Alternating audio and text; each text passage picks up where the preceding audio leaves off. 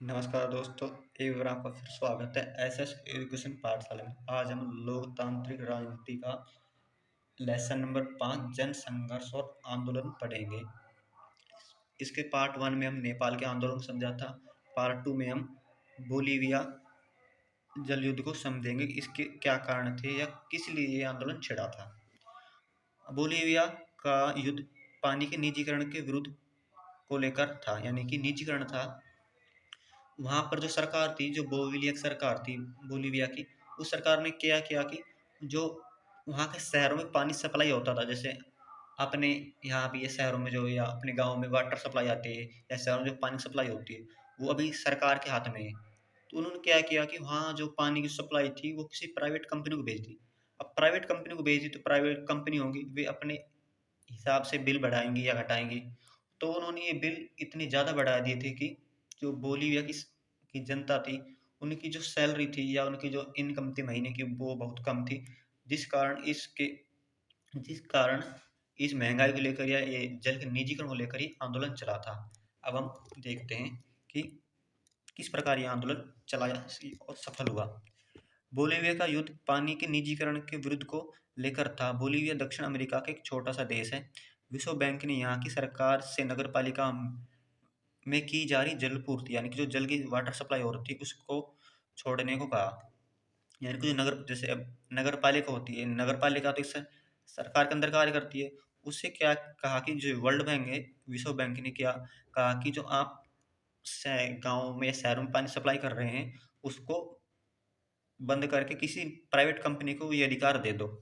तो क्या हुआ कि सरकार ने कोचबम्बा, ये कोचबम्बा एक शहर है बोलीविया का, शहर के जलापूर्ति का अधिकार एक कंपनी को बेच दी, जिस कारण पानी के मासिक बिलों की कीमत 1000 रुपये से ऊपर होगी। लेकिन बोलीविया के जो जनता थी या लोग थे, ज़्यादातर लोगों की आमदनी मात्र 5000 रुपये महीना थी। पानी की बढ़ती कीमतों के कारण जनसंघर्ष आंदोलन चल पड़ा। यानी कि ये आंदोलन चला क्यों? इसका मुख्य कारण था कि लोगों को वहाँ गरीब गरीब होना, कि लोग गरीब थे या उनकी इनकम बहुत कम थी। अब सरकार ने क्या किया कि वहाँ की सरकार ने जो पानी का अधिकार थी या वाटर सप्लाई आती है उनके शहरों में या गाँव में, वो पहले तो सरकार जो जो कार्य सरकार के अंडर होता है तो वो सस्ता होता है। जैसे कि आप रेल लाइन से वो सॉरी रेल के अंदर यात्रा करो तो टिकट मात्र 10-20 रुपए की होती है। अगर सरकार इसी कोई प्राइवेट कंपनी के अंडर कर दिया भारतीय रेल को, तो क्या होगा कि जो रेल की जो यात्रा की टिकट बहुत ज़्यादा मात्रा में बढ़ जाएगी। सरकार ने ऐसा कुछ कार्य किया भी है, जो अब मोदी सरकार में लगभग बहुत से काम प्राइवेट कंपनी के हाथ में बेच दिए, जैसे कुछ बैंक की हिस्सेदारी बेच दी, पूरी एयर इंडिया बेच डाली, या जैसे कि कुछ रेल है जो प्राइवेट निजीकरण के हाथों में बेच दी। तो इससे क्या होगा कि बेरोजगारी तो होगी और इससे महंगाई भी होगी। तो इस कारण ये जो निजीकरण होने से यहाँ के पानी के जो बिल थे वो 1000 रुपये से भी ऊपर हो गए, और जो वहाँ की जनता थी उनकी मात्र मासिक आय मात्र 5000 रुपये थी। अब मान अब वो 1 महीने के पानी पीने के लिए या पानी की यूज़ करने के लिए 1000 रुपये तो उनका बिल होगा, और बाकी 4000 रुपये में उनको खाना-पीना और बाकी कार्य करने पड़ते थे। अब इसके कारण वहाँ के लोगों ने सरकार के खिलाफ मोर्चा खोल दिया या आंदोलन चला दिया।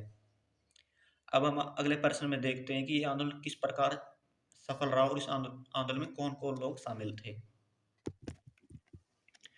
बोलीविया जल युद्ध में कौन-कौन शामिल थे?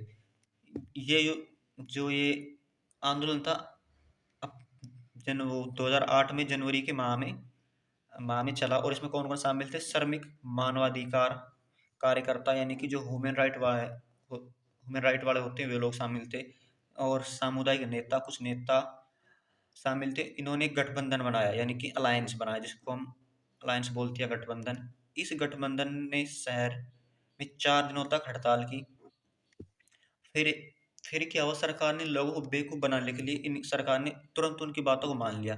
लेकिन सरकार उस कुछ समय बाद सरकार अपनी बातों से फिर गई, और फिर वापस अप्रैल 2008 में के माह में हड़ताल फिर की। लेकिन सरकार ने सोचा कि जिस पहले की तरह आंदोलन को फिर दबा देंगे, तो सरकार ने क्या किया, अब की बार सरकार ने मार्शल लॉ, यानी कि सेना को पूर्ण रूप से आदेश दे दिया कि जो आपके सामने दिखे उसको ठोको-पीटो या कुछ भी करो, यानी लेकिन इस आंदोलन को बंद करवा दो। और मार्शल लॉ सरकार ने लगा दिया। इसके अंदर सरकार ने जो सैनिक थे उनको फुल छूट दी कि वो किसी प्रकार जो लोग आंदोलन कर रहे हैं उनको शांत करे। लेकिन जो ये सेना भी या मार्शल लॉ इनके लोगों को या हड़ताल को शांत नहीं कर सकता। इसका मुख्य कारण क्या था कि लोग काफ़ी बड़ी संख्या में लोगों ने आंदोलन किया।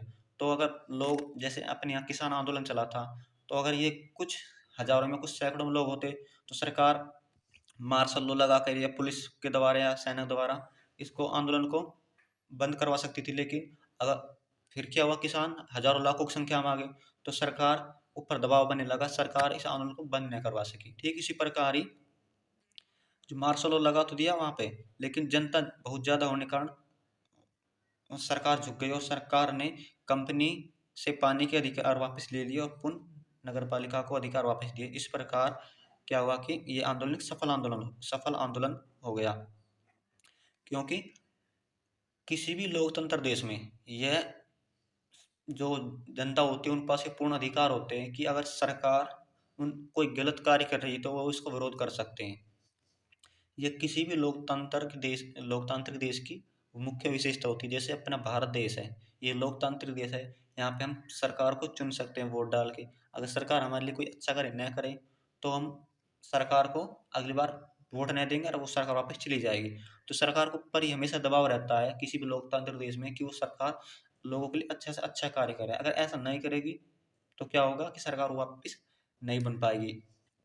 इसी प्रकार जैसे अभी हमारे यहाँ पर किसान आंदोलन चला तो सरकार दबाव में आ गई कि अगर हमने किसी कानून वापस नहीं लिया तो क्या होगा कि हमारी सरकार या जैसे बीजेपी वर्तमान में तो वापस सरकार नहीं आ पाएगी। तो सरकार ने जनता के दबाव में आकर वो जो कानून थे कृषि कानून वो वापस ले लिए सरकार ने। तो यहाँ पे ये बोलीविया का जल युद्ध संघर्ष समाप्त होता है। वीडियो के अगले पार्ट में हम लोकतंत्र जनसंघर्ष दबाव समूह और वित्त समूह क्या होते हैं इनको हम समझेंगे। Thank you.